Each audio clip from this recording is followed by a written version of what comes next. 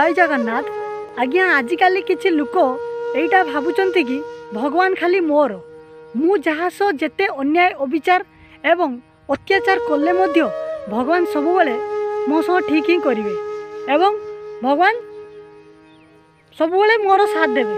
मु पछे जहाँ सह जेते अन्याय अविचार करे भगवान सबुबले मो साथ देवे सेमाने एइटा भाबंती, किंतु सेमाने एइटा जानी नाहंती कि सेमानकर मने नहीं सेटा तो मु कहि परिबिनी, किंतु एइटा निश्चित भाव में कहबी खाली सेमाने नुहे आम समस्ते एइटा मने रखिबा उचित जे भगवान हेले समस्तंकर आज्ञा। भगवान को जी जेमिति डाकियो भगवान ताकू सेमिति देखा देबे एवं भगवान ता कथा निश्चित भाव में बुझेबे। भगवान समस्तंकर आज्ञा, भगवान खाली जनकर नुहे भगवान समस्तंकर। भगवान को जी स्वच्छ मनरे एवं पवित्र मनरे भगवान को भावर सहित डाकिबो भगवान ता डाक निश्चित भाव में शुणिबे एवं से समस्त डाक तो शुणिबे, किंतु समस्त कर्मर फल निश्चित भाव में देवे।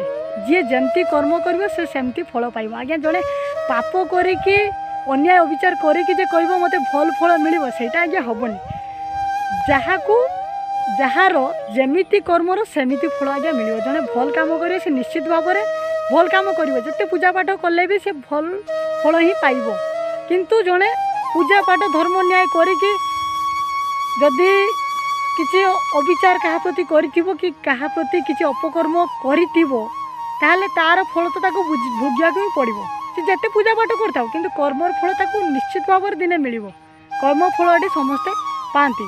तेणु भगवान को स्मरण करंतु स्वच्छ एवं पवित्र मनरे एवं समस्त को समान दृष्टि देखंतु, कारण भगवान मध्य समस्त को समान दृष्टि देखती।